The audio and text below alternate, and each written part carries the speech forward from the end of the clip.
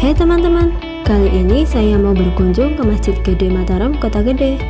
Masjid tertua di Jogja yang dibangun pada masa Kerajaan Mataram Islam tahun 1587. Saat itu, Panembahan Senopati bergotong royong dengan masyarakat setempat yang mayoritas beragama Hindu dan Buddha. Karena itu, di bagian depan masjid dibangunlah Gapura Paduraksa untuk menghormati jasa-jasa warga sekitar. Masuk ke halaman masjid, terdapat sebuah monumen tugu berwarna hijau setinggi 3 meter. Monumen tugu ini merupakan pertanda bahwa Pakubono X, Raja Kasunanan Surakarta, turut memperluas Masjid Gede Mataram ini. Kunjungan sebagai akses masuk ke dalam masjid adalah bangunan tambahan yang didirikan Pakubono X. Dibangun tahun 1926 Masehi atau 1856 Jawa. Kolam atau yang disebut jagang dulunya adalah parit-parit yang digunakan sebagai aliran air dari tempat wudhu. Kini, parit-parit sudah berubah menjadi kolam ikan dan merupakan batas suci untuk masuk ke dalam masjid.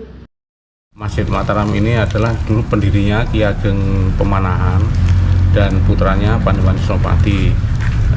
Beliau adalah dulu dari Pajang, kemudian diberi tanah perdikan di Mentawak sini. Kemudian yang setelah dari Pajang datang ke sini itu ke alas Mentawak itu yang pertama didirikan itu adalah masjid ini, musola. Kemudian setelah lama-kelamaan tanah perdikan ini menjadi besar, akhirnya menjadi kerajaan.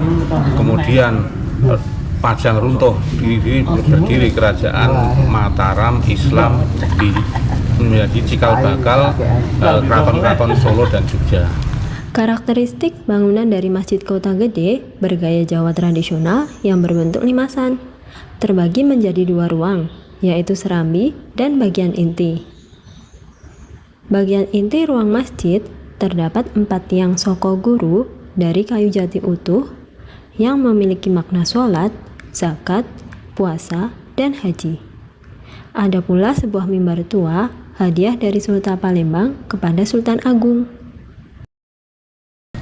Sebagai penanda waktu sholat untuk melengkapi suara azan, Masjid Gede Mataram menggunakan beduk yang usianya sama dengan usia masjid.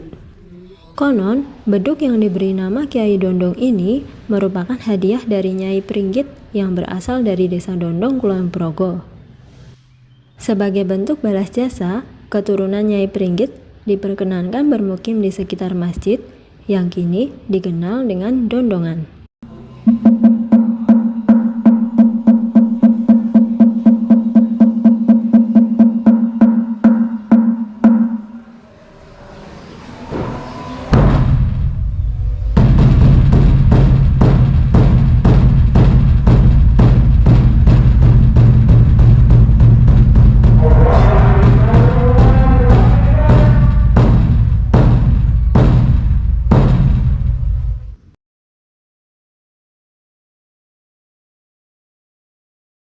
Hai teman-teman, kita mau menuju Kompleks Makam Raja-Raja Mataram, Kota Gede. Makam Panembahan Senopati, Raja Mataram Islam yang pertama, beserta keluarganya. Makam Raja-Raja Mataram Kota Gede ini terbagi menjadi 3 halaman.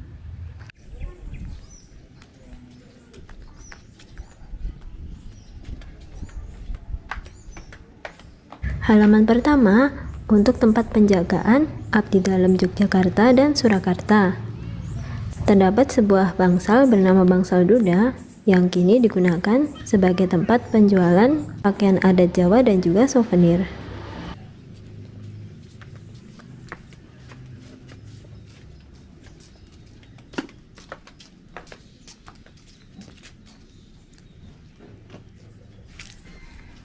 Halaman yang kedua, tempat untuk menerima para peziarah. Ada sebuah prasasti Candra Sengkala pada tembok kelir halaman kedua. Ini ada huruf ngo di cokro ngro so wadono Anjarwani. Ini angka sengkalan Jawa, terus bacanya dari belakang. Wani itu 1, Roso itu 6, Wadono itu juga, Ngeroso Wadono itu 8. Ini 9, ini ngeroso 6, ini 9, terus ini 8. 1896. Jawa. Kalau Masehi? Masehinya sekitar selisih 70 tahun lah. Selisih 70 tahun. Selisihnya 7 tahun. Jadi ini dulu kan pernah terjadi gempa besar waktu. Gempa? Di sini termasuk ini bangunan ini runtuh. Ini runtuh, terus yang masih asli itu yang makam. Terus ini mau masuk sebelah masjid itu, terus sama sebelah timur masjid masih asli. Lainnya yang pakai batu bata merah ini udah rehaban. Oh, malah yang merah-merah Pak, yang rehab ya? Kalau aslinya sini pakai batu putih seperti itu. Itu asli. Oh, itu asli. Gapuro yang asli itu pakai batu putih, terus yang rehaban pakai batu bata merah. Berarti ini dulunya juga putih? Dulunya putih. Kayak begitu, bentuknya sama. Terus arsiteknya juga kayak begitu. Karena foto yang saya dapat itu waktu runtuhnya, jadi waktu berdirinya udah nggak ada. Jadi yang mau ke Sendang itu juga runtuh, ini runtuh. Halaman kedua kompleks makam Kota Gede terdapat 4 bangsal yang mempunyai fungsi masing-masing. Bangsal di sebelah kiri merupakan kantor kesekretariatan serta ruang ganti pakaian untuk peziarah pria. Sedangkan di sebelah kanan adalah ruang ganti peziarah wanita. Di sebelah baratnya bernama Bangsal Pengapit Kidul dan Bangsal Pengapit Ler. Bangsal Pengapit Kidul merupakan ruang tunggu peziarah pria, dan Bangsal Pengapit Ler ruang tunggu untuk peziarah wanita. Ini prasasti pembuatan beteng ini. Oh, tulisannya apa ini Pak? Winayanging Rasa Wisayaning Ratu. Artinya itu angka. Oh, angka. Angka Jawa ya? Dibaca dari belakang. Jadi ratu itu 1. Ya. Winayanging Rasa. Winayang itu 6, ya. Rasa 6, Wisayaning itu 5. Ya. Jadi 156. Pendirian beteng ini. Oh, betengnya. Jadi beteng ini masih asli. Jadi kalau beteng zaman Sultan Agungan itu ukuran batu bata nggak ada yang sama. Ini ada yang tebal, ada yang tipis, ada yang lebar, ada yang kecil. Oh iya ya, ini. Nggak ada yang sama. Nggak simetris.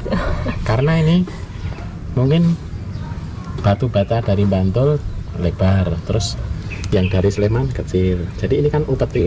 Jadi persembahan dari berbagai di waktu daerah-daerah yang menjadi wilayah Mataram kan mereka memberikan persembahan batu bata. Ini ada modelnya, kalau itu trennya kalau di Bantul mungkin yang besar-besar, yang Sleman yang kecil-kecil. Campuran jadi ya. Karena pintarnya orang dulu bisa membuat sampai disusun terus rapi, terus kuat. Ini yang tidak ada gambarnya ini baru pengganti gitu ya. Jadi kan ini kan nggak bisa diganti yang ukiran seperti itu kan nggak boleh. Jadi untuk penanda ini baru. Nah seperti ini dulu kan kalau di Hindu kan ornamen seperti ini kan dulu seperti pemujaan terhadap dewa. Tapi kalau di Mataram itu diganti, jadi ada simbol-simbol yang berkaitan dengan keislaman. Ini pintu masuk menuju halaman ketiga yang merupakan kompleks makam utama. Ada beberapa aturan untuk bisa masuk ke kompleks makam utama. Salah satunya wajib memakai pakaian adat Jawa. Untuk peziarah wanita memakai kemben dan jari. Sedangkan untuk peziarah pria menggunakan surjan, jarik, dan blangkon. Pakaian adat ini bisa teman-teman sewa di kantor kesekretariatan. Harganya 35.000.